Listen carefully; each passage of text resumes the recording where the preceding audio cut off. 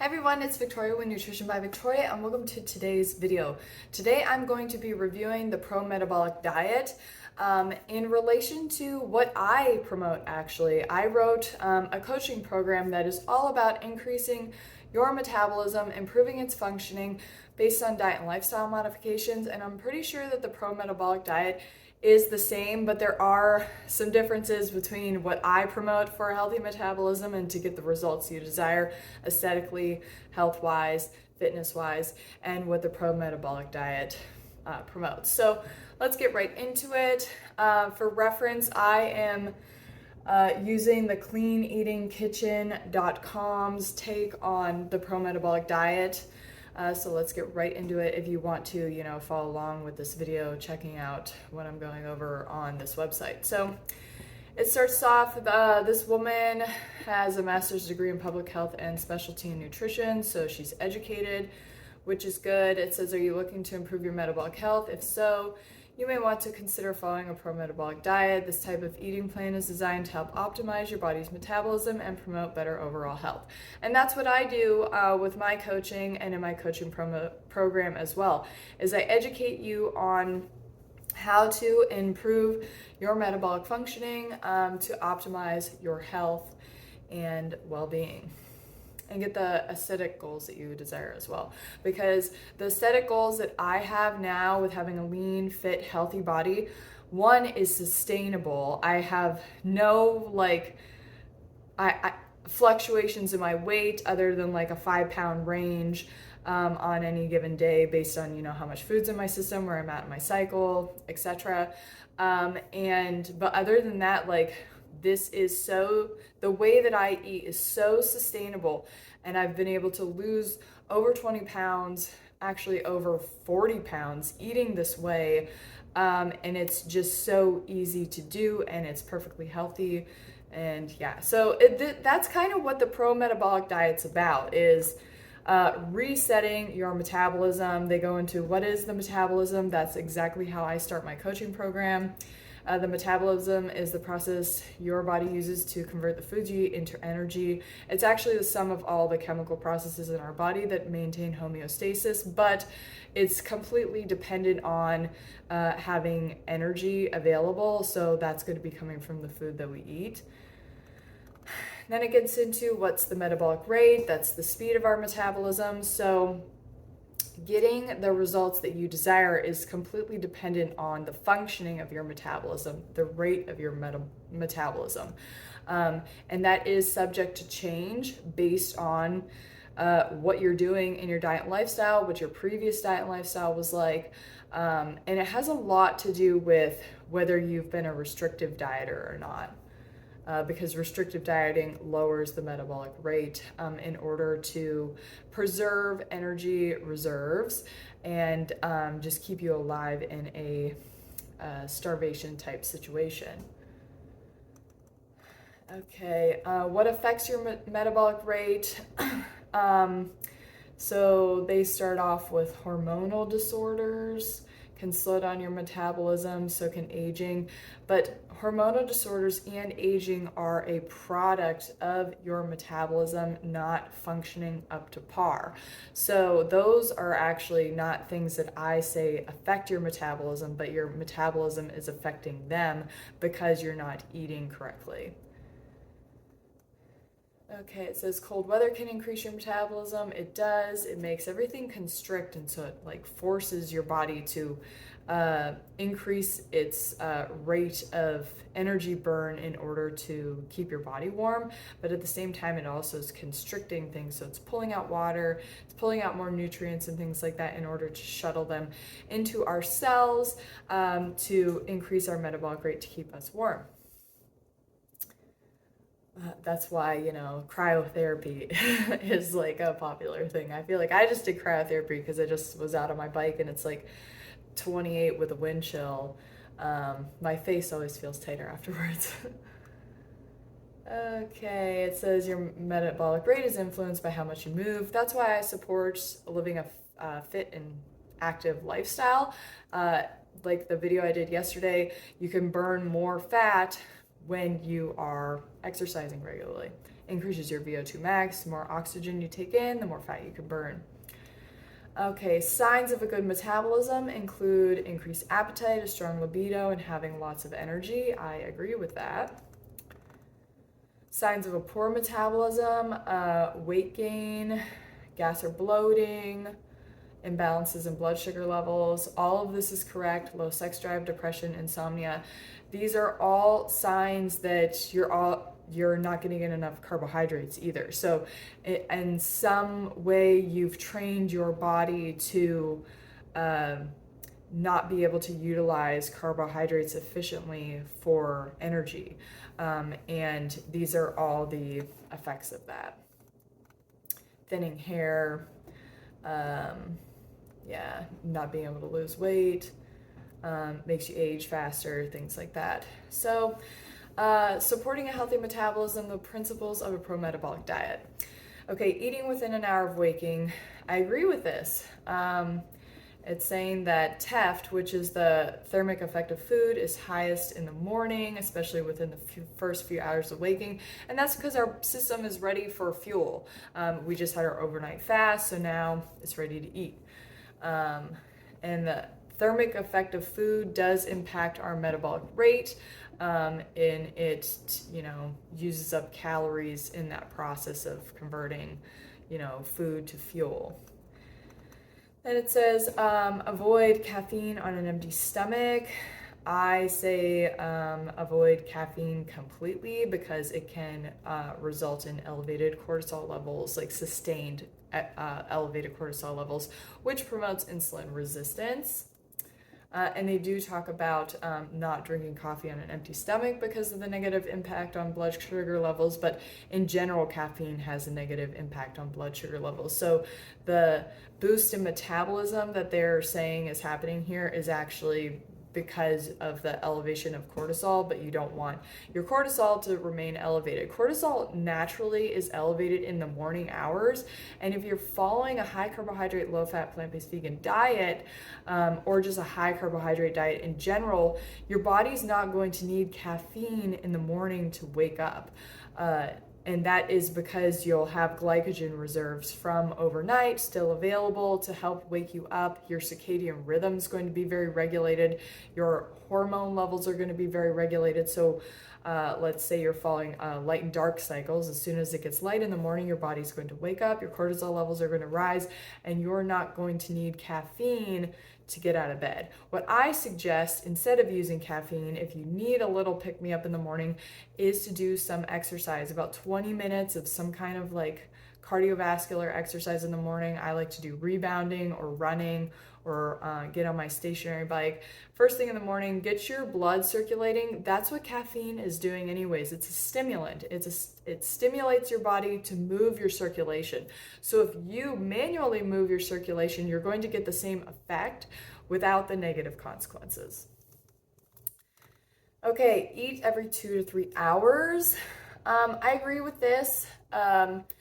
But at the same time, I also think that you should just eat when you're hungry and stop when you're full, because not all of us have the luxury of eating every 2 to 3 hours. And generally, if you're eating every 2 to 3 hours, you're going to be eating smaller meals. But if it works out that that's how you eat, then great. But I suggest just eating when you're hungry and stopping when you're full also. And you'll get the same metabolic effect from that. And this talks about the dangers of intermittent fasting for women. Now, my take on intermittent fasting is that we all intermittent fast overnight, and it's important to have something. I always have juice or something within an hour of waking, something that has sugar in it to help to tell my body, hey, there's carbohydrate energy available, so we don't need to store fat and store this as body fat, that we're putting in the juice that we're putting in our body or whatever we're eating for breakfast, right? So that's the whole concept behind like not fasting. But at the same time, again, listening to your body is very important when it comes to meal timing, how much you eat, when you're full, and all of this becomes very tightly regulated and efficient when you eat a high carbohydrate, low fat, plant-based vegan diet of sufficient calories long term. And that means honoring your appetite. Okay, next up is enjoy saturated fats and avoid too many polyunsaturated fats. The concept here is that saturated fats are more stable than polyunsaturated fats and have the necessary fatty acids to support the metabolism. Now, this is actually false. All foods that you consume, especially in whole form, contain fatty acids in varying amounts, whether they're saturated fats or polyunsaturated fats or monounsaturated fats. We actually only need in our diet, in a very small amount, fat in general, but the essential fatty acids are actually polyunsaturated fats. So we need to make sure that we're eating foods that contain the small amounts of the essential fatty acids that we need in order to be healthy, because you can't have a fatty acid deficiency in general except for essential fatty acid deficiency. So there's no such thing as a saturated fatty acid deficiency. There's no such thing as a monounsaturated fatty acid deficiency, but there is such thing as an essential polyunsaturated fatty acid deficiency of omega-6 or omega-3. Most people get too much omega-6, so I think that that's what they're referring to, because too much omega-6 means promotes inflammation in the body. But most people also eat too much saturated fat, and that promotes heart disease, cancer, diabetes, obesity, and a lot of the major chronic illnesses are promoted by eating too much saturated fat. So in order to meet your fatty acid needs, which again are very low, we only need about 2% of our calorie intake every day to come from fats. So just eating enough fruits and vegetables every day to meet your calorie needs is going to perfectly meet your fat need as well. So yeah, it says we don't need to eat fat to run our metabolism. When we eat enough carbohydrates, that's going to fuel our metabolism. And when we maintain a fat deficit in our diet, that's going to mean that our body's going to pull from our fat stores in order to meet that supply and demand. So the only instance where I would suggest more fats in the diet would be for somebody who is underweight and has a really hard time of gaining weight. So then it becomes a health issue of this person being underweight, where they need to add more fats to the diet in order to improve their health. So that's the only instance where this would actually apply. And again, you don't need to, be really crazy about getting in saturated fats, because most saturated fats are going to be coming from animal products, and animal products are very detrimental to our health in several ways. So you'll want to focus on plant fats in that case, getting your fat from coconut, avocado, nuts and seeds primarily, and in their whole form. Okay, next up, avoid refined grains. The ProMetabolic diet endorses the avoidance of refined grains, things like white bread, pizza, and pasta. What about the fat that's typically eaten with white bread, pizza, and pasta? I don't know anyone who orders a pizza without cheese on it, except for myself and my children. And same with pasta. Like, when you're making things low fat, that means that you are supporting the correct working of insulin in your body, so you're maintaining, blood sugar balance. So it says the process of digesting whole grains is more complex and your metabolism becomes a lot more active. That is true to an extent. It does take your body more effort to digest whole grains versus refined grains, but a lot of whole grains contain phytic acid, lectins, things that are anti-nutrients and actually aren't good for us when consumed in large amounts. So it's actually better to have your white rice over your brown rice for that reason. Okay, it says enjoy dairy products if tolerated.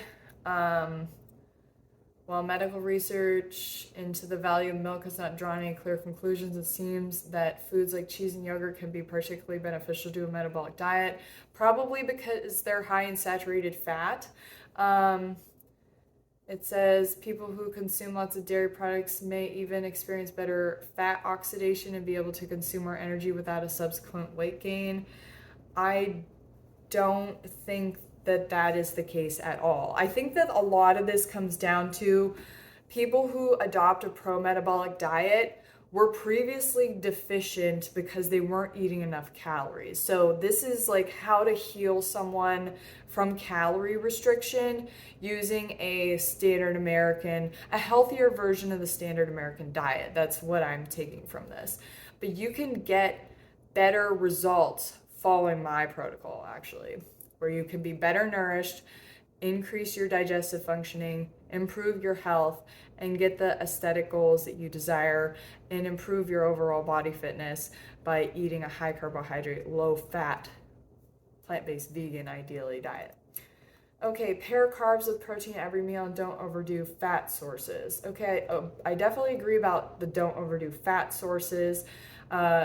As a maximum, I recommend like 10% of the dietary of your diet contain. I recommend 10% of your daily calorie intake coming from fats as like a maximum, unless your goal is weight gain. Then going above that makes sense. But pairing carbs with protein at every meal, carbohydrates are naturally contain protein, okay? Fruits and starches. If you were to plug them into Chronometer, let's say you had like 6 oranges, 10 bananas, and 2 cups of dry white rice for dinner, you're gonna see that you easily consumed the RDA for protein, which is 46 grams a day for women and 56 grams a day for men. So you're already getting the protein with the carbohydrates without it. When you have too much protein with carbs, you're actually creating a blood sugar imbalance situation, because the protein is actually going to prevent the carbohydrates from getting into the cells correctly in order to generate energy. So you can actually create insulin resistance by pairing carbs with protein. So the idea is you want to eat as many carbs as you want at a meal, making your meal carb based, and then you're naturally going to just consume the amount of protein that is in those foods naturally and that your body needs. Okay, prioritize sleep, stress management, and self-care. This is a given. You want to make sure you're sleeping like 8 to 12 hours a night, not stressing yourself out by making sure you're eating enough calories every day, not over-exercising, not using caffeine, which elevates cortisol levels, not consuming too much fat and protein, which can also prevent your body from getting in enough carbohydrates and causing insulin problems and elevated cortisol levels. So whenever we don't consume enough carbohydrate in our diet, our cortisol levels will go up, and it will stay up until we get enough carbohydrates in. So if you want to better manage stress in your life, eat more carbohydrates. And then self-care. Self-care is getting enough sleep. Self-care is eating enough carbohydrates. Self-care is getting in your exercise. Self-care is doing yoga. Self-care is just taking care of yourself, taking a bath, getting a massage, etc. You've got to put yourself first. Whenever the a diet and lifestyle isn't seeming to be working for you, make sure that you are just putting yourself first, because there's going to be outside influences, especially if you're doing something that's different than what other people are doing, and you have to just make sure that you hone in on what you need to do in order to feel your best and get the results that you want. All right, it says take a food-first approach to nourishing yourself and avoid unnecessary supplements. I agree with this. Get your nutrition from your food and use Chronometer.com to see what nutrition you're getting from your diet so that you can fill any holes with supplements. So I generally recommend the only supplements that you'll need as a vegan or most people aren't going to be able to get B12 from their diet, sufficient amounts, and vitamin D. So everything else in your diet should be covered by the foods that you're eating. And even B12 can be covered by eating things like seaweed. As I noticed on my Chronometer recently, that the amount of seaweed I eat every day covers my B12 needs. Okay, replenish your minerals either with real foods or mineral drops in your water. If you're not getting enough minerals in your diet from the foods that you're eating, you need to eat more fruits and vegetables. And that's all it comes down to. I meet my mineral needs easily every day by just consuming plenty of fresh fruits and vegetables, and dried fruits and juices, lots of leafy greens. Okay, it says best pro-metabolic foods: cooked vegetables, ripe seasonal fruits, raw carrots, eggs. No. Eggs, actually, if you look at nutritionfacts.org, when you consume, I think, 2 eggs are the equivalent of the free radical damage that a whole pack of cigarettes does to your body. So just keep that in mind and look into that study if you're interested. Whole dairy, no, there's way too many hormones and insulin growth like factor 1 promoting nutrients in that. It's better to just ditch dairy completely. You know, milk, dairy milk is designed to grow a baby cow. It's not designed for human. We're meant to drink our mother's milk as babies, and then as we get older, we're meant to eat a plant-based diet. We don't need dairy. Most people are lactose intolerant, actually. And when you're consuming foods like these, again, maybe it's beneficial for somebody who's coming from a very restrictive diet, but you can get better results doing what I promote. Okay, it says fish and shellfish, liver and organ meats, coconut oil, butter and ghee. Again, all these foods, the eggs through the ghee, are all very, very dense sources of fat. And they're calorie rich and, you know, nutrient rich, but they are not designed for a human body. We're not a carnivore. We don't have the anatomy of a carnivore or even an omnivore. We're a frugivore, and eating those foods promote chronic disease in the human body.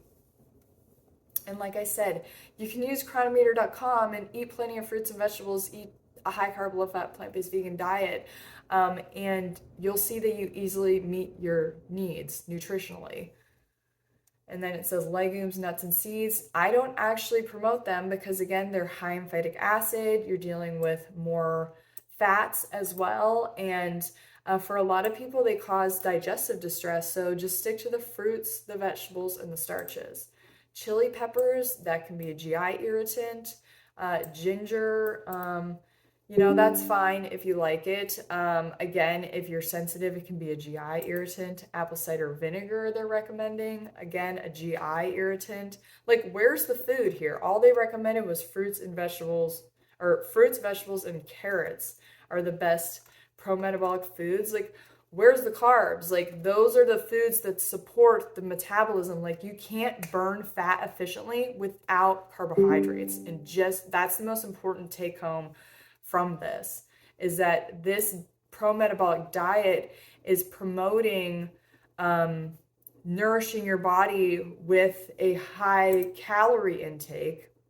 But how are you going to burn fat, all this fat that you're eating, if you're not consuming enough carbohydrates? I mean, they said no refined grains, they said fruits and vegetables, but everything else on this list is all high fat, high protein. Okay, so that's it for this video. I hope you found it helpful.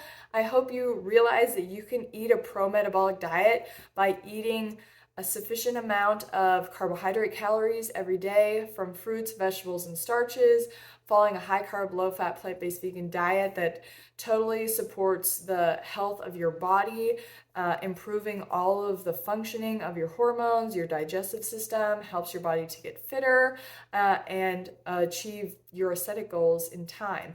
So let me know if you're interested in my coaching down below. I'll also have a link to my website. I offer a coaching program that's very intensive, and it breaks down all of the science that I discussed today in detail. It also includes one-on-one coaching in the program as well. I also offer just one-on-one coaching, and I have a private Facebook coaching group as well, where it's a limited Q&A and it's a lifetime membership. Okay, thank you so much for watching this video, and I'll see you guys next time. Bye.